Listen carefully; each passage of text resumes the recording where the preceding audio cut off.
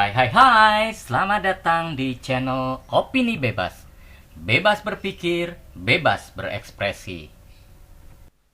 Pada video kali ini, kita masih bicara dalam seri kepemimpinan.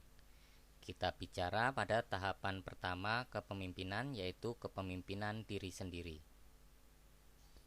Sebelum kita masuk pada kepemimpinan diri sendiri, ada baiknya kita ingat kembali definisi kepemimpinan. Apa dan siapa pemimpin itu? Siapa pemimpin itu? Seseorang yang memiliki pengikut. Sedangkan apa pemimpin itu? Seseorang yang mampu menggerakkan dirinya sendiri atau orang lain untuk mencapai suatu gagasan. Dari definisi tersebut, mungkin Anda akan bertanya, terus bagaimana definisi apa dan siapa itu pemimpin diterapkan pada diri sendiri? Apakah bisa? Pertanyaan lebih mendalam adalah, kalau kepemimpinan diri sendiri, kemudian siapa yang menjadi pemimpin dan siapa yang menjadi pengikut? Maka jawaban dari pertanyaan tersebut sebenarnya sudah terjawab. Pemimpin diri sendiri adalah dirinya sendiri dan pengikut diri sendiri adalah dirinya sendiri. Kok bisa ya? Bagaimana caranya? Nah, begini caranya.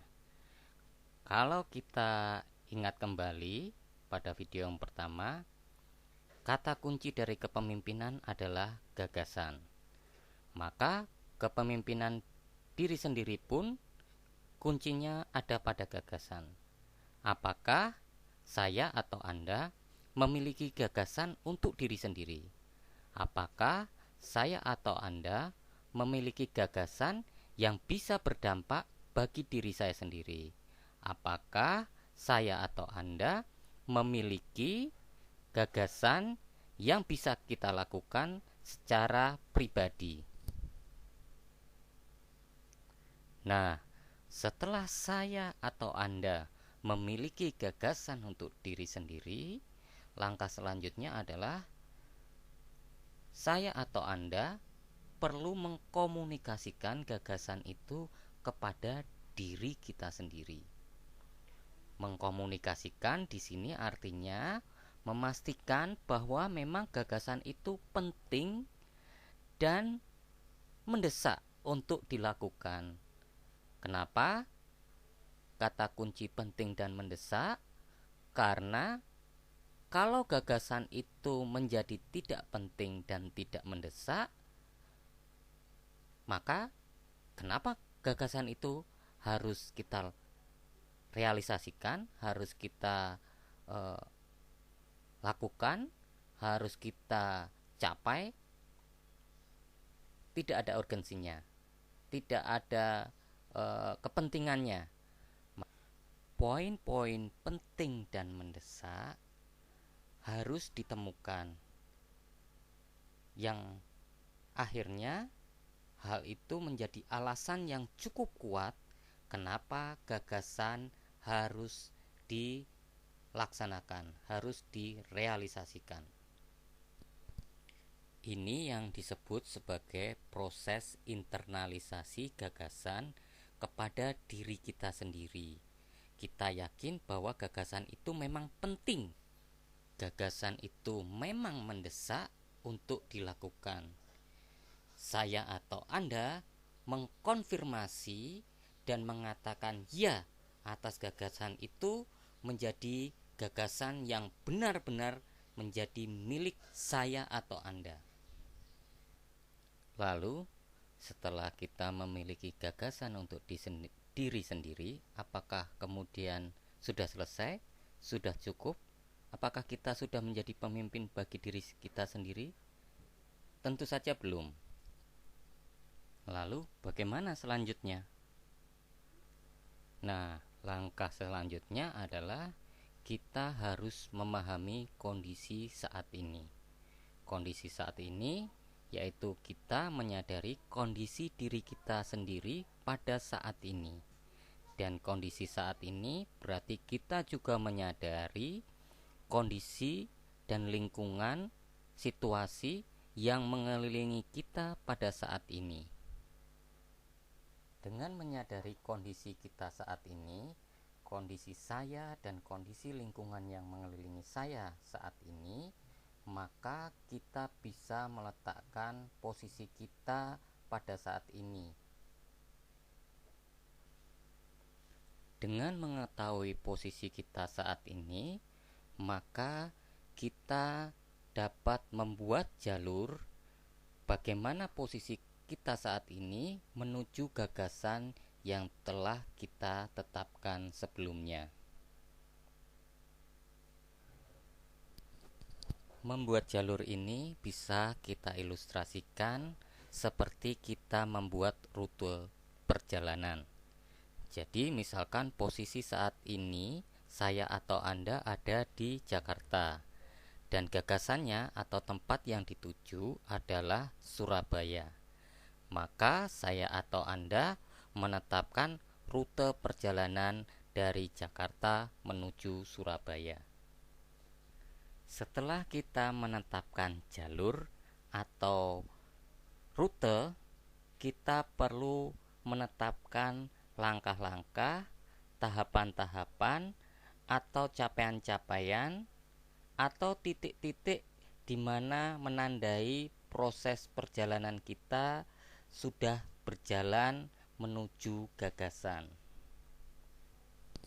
Kita bisa mengambil kembali contoh ilustrasi perjalanan dari Jakarta menuju Surabaya.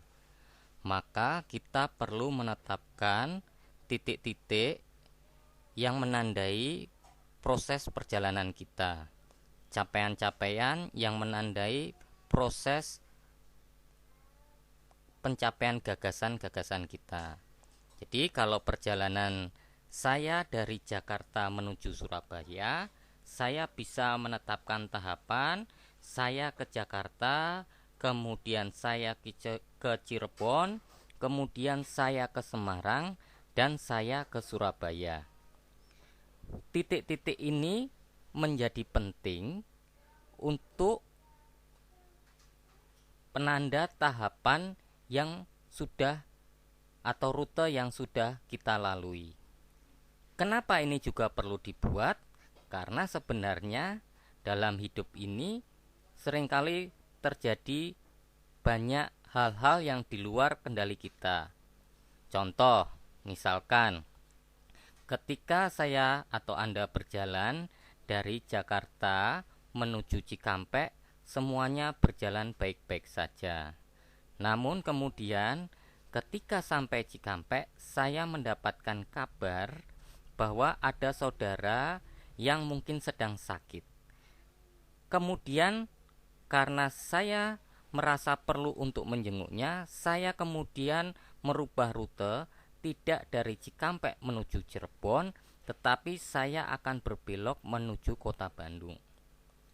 Nah, setelah saya menengok saudara saya, apakah saya harus kembali ke Cikampek lagi? Tentu tidak. Saya dengan jalur yang telah saya buat, saya bisa menetapkan dari Bandung saya menuju langsung ke kota Cirebon. Inilah pentingnya jalur dan tahapan-tahapan, karena dalam kehidupan ini seringkali banyak ketidakpastian. Tetapi kalau jalur sudah kita tetapkan, lebih mudah bagi kita ketika mulai agak menyimpang, kembali lagi kepada jalur yang sudah kita tetapkan dari awal. Setelah kita menetapkan jalur dan langkah-langkah atau tahapan-tahapan, maka kemudian kita perlu menetapkan target awal. Target awal ini kita susun dengan melihat kondisi saat ini menuju satu langkah ke depan. Jadi kita mulai dari langkah kecil menuju gagasan yang sudah ditetapkan. Target awal ini kemudian perlu kita susun dalam rencana untuk pencapaiannya. Jadi dalam perencanaan atau membuat rencana ini ditentukan aktivitas-aktivitas atau kegiatan-kegiatan apa saja yang perlu untuk dilakukan supaya target dapat tercapai. Setelah rencana tersusun rapi, berikut dengan rincian aksi-aksi, kegiatan-kegiatan, aktivitas-aktivitas, maka kita akan masuk pada tahapan yang paling krusial, yaitu tahapan eksekusi, tahapan pelaksanaan, tahapan menjalankan rencana berikut aktivitas-aktivitas yang sudah dibuat dan sudah ditetapkan. Pada tahap inilah tahapan yang menentukan apakah seseorang mampu menjadi pemimpin bagi dirinya sendiri, yaitu ketika rencana-rencana yang telah dibuat mampu dijalankan oleh dirinya sendiri. Demikian penjelasan mengenai kepemimpinan diri sendiri. Mohon maaf bila ada yang kurang berkenan, dan bila bermanfaat silahkan subscribe, like, share, dan bunyikan lonceng agar ada konten-konten selanjutnya. Terima kasih dan cayo!